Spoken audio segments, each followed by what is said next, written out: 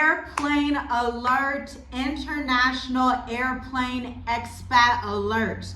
There is flight chaos happening right now inside of the US because if you were not paying attention, due to this government shutdown, 6,000 flights in the last 2 weeks have been delayed, canceled, and abandoned. Let's talk about what this means for you as a traveler, you as an expat, or you as someone that was planning to leave before 2026. So what are they not telling you right now? Because the headlines say these are delays, but the truth is this is a crack in the very foundation of the United States infrastructure. Yes, one that every expat, investor, and frequent traveler needs to see clear. As the government shutdown stretches on, over 6,000 flights have been delayed nationwide. At first glance, it looks like a temporary issue.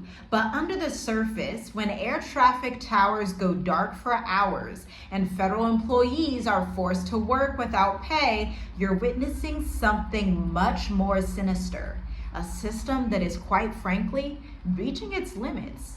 And this isn't just about air travel either. It's about what happens when the world's most advanced nation begins to run on empty.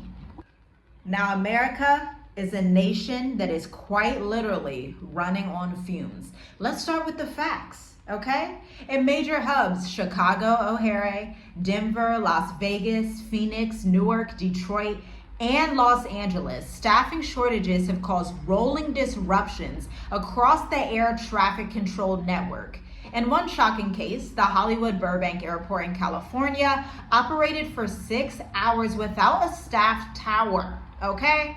And what happened with this? Well, relying on pilots to coordinate landings and takeoffs themselves. Like, can you imagine this? Have you ever watched one of those shows that they have on like the History Channel or some of those networks where they're talking about plane crashes and how much these pilots actually rely on the infrastructure from the airports that they're working with and that traffic control?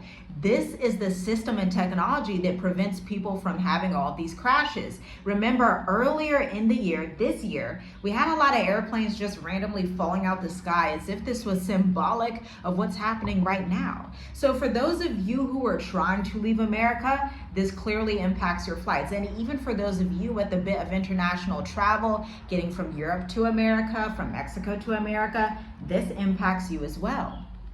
Now, this right here is going to leave you utterly shocked because federal aviation employees are legally required to report to work even when paychecks stop.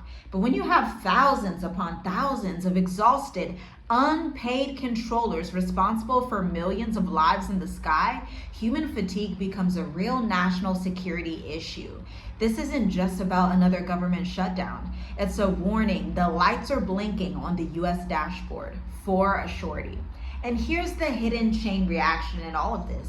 Behind the scenes, the Federal Aviation Administration is struggling to keep air traffic systems online. Engineers cannot get clearances for maintenance work, software updates are delayed, and critical infrastructure is paused and potentially not even going to work. Travel security agents are calling in sick at record rates as well. And can you really blame them? Like, can you empathize with these federal workers who are used to getting a pretty good paycheck, great benefits? They were told, at least when I was growing up in the family I'm in, my dad used to be a pilot before he went into corporate America.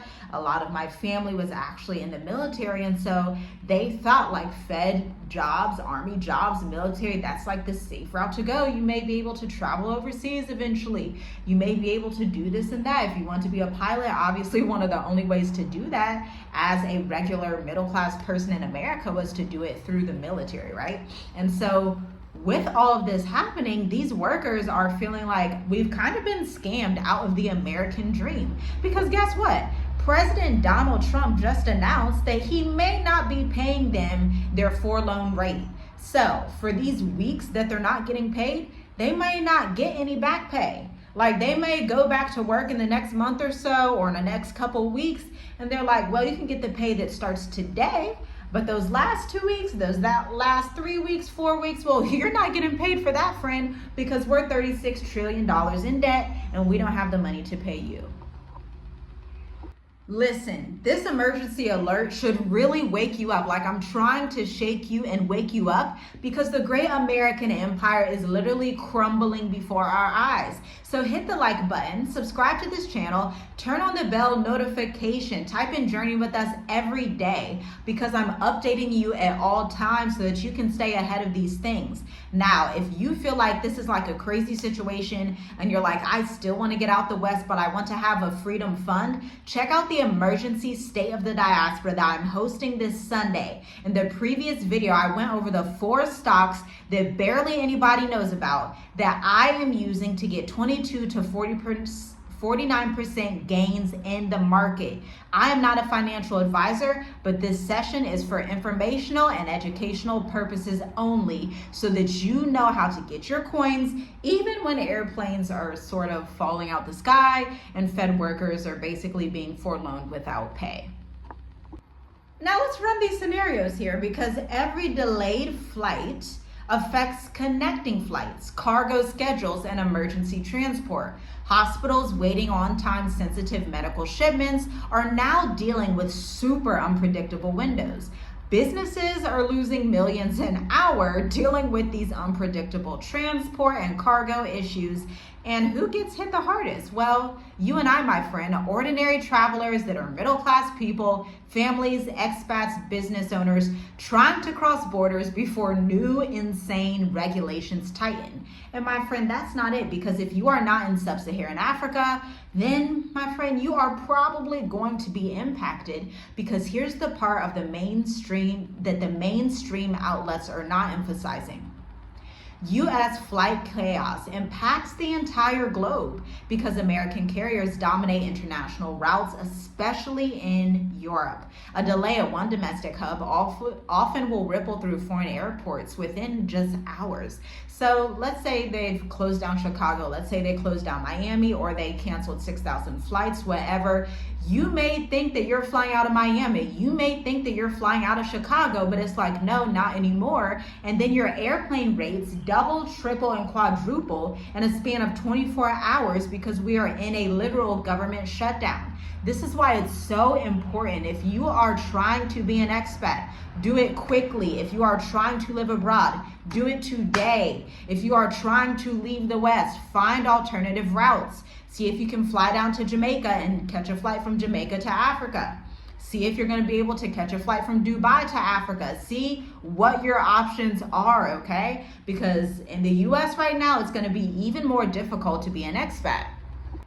For expats and digital nomads that may like to go back and forth between America, this creates not just logistical chaos, but financial and legal risk. If your visa renewal, business meeting, or relocation appointment depends on a US-linked flight path, a single shutdown can derail your entire plan. That's why at Journey with Us, we constantly remind our community, mobility and freedom are power. You cannot control what governments do, but you can control how exposed you are to their instability. And here's what they're actually not telling you, okay? America's infrastructure is overextended. Over 20% of FAA employees are eligible for retirement and may have no replacements in training because their bills keep getting delayed, funding bills, okay? The system relies on unpaid labor during shutdowns, air traffic controllers, TSA agents, the friendly people you see in the airport checking all your stuff, and federal safety officers are still required to work with zero pay. They're making $0 per hour right now. Private airlines are quietly lobbying for control while morale is collapsing. And international confidence in America is clearly eroding because who can trust, if you're a Switzerland, a Germany, a UK, a Spain, a Portugal, these ancient European powers that have been around for some time, and you look at America and you see, okay, America's had a crazy year. They have a very interesting administration in power, and they can't even get their flights to get off the ground. They can't even figure out how to negotiate in a government shutdown. Then the world starts to see America as this guy that's just like you're very much immature and unable to even do things for your own economy, despite President Trump telling the EU nations that their countries are literally going to hell.